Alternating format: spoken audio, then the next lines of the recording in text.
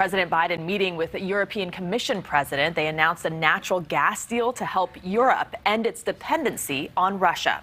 And more breaking news from Ukraine this morning. The Mariupol government says 300 people were killed in a Russian airstrike on a theater-turned-bomb shelter.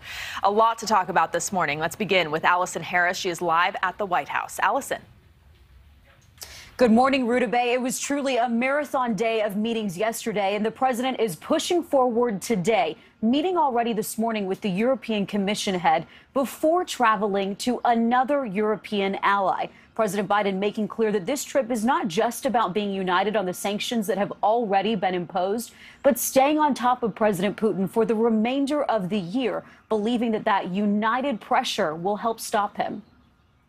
President Biden appearing this morning in Belgium with the European Commission president, announcing a plan to wean Europe off its reliance on Russia for natural gas. All of this is bringing the European Union and the United States even closer together, and that's a win for all of us. Before traveling to Poland, where he'll meet with the Polish president, be briefed on the growing refugee crisis there, and visit U.S. troops stationed along the eastern flank. An important day ahead after a day of unprecedented unity and swift action displayed at a trio of emergency summits Thursday. World leaders standing shoulder to shoulder in solidarity against Russia at NATO, the European Council, and among the G7. The very thing that Putin has tried to do from the beginning, and I've been saying this since my days as Vice President of the United States, is to break up NATO.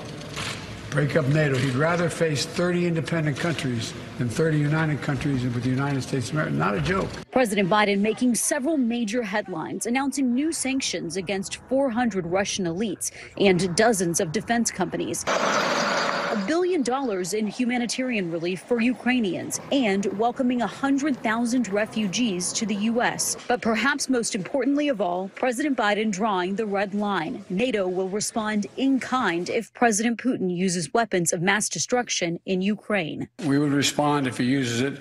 The nature of the response would depend on the nature of the use. President Biden telling reporters he was the one who called for this urgent meeting, calling for Russia to be removed from the G20, and declining to say whether the U.S. has evidence that China is helping Russia. I think that China understands that its economic future is much more closely tied to the West than it is to Russia.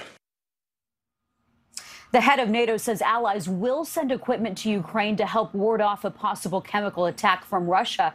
But we don't have specifics yet on that equipment. And there is some domestic news out of this European trip. President Biden asked yesterday what he thinks would happen if someone replaced him in office in 2024. He said he'd be very fortunate if he had that same man running against him, of course, referencing his predecessor, former President Donald Trump. Thank you so much for watching. Make sure to click on the red subscribe button below so you can get more of NewsNation's fact-driven, unbiased coverage.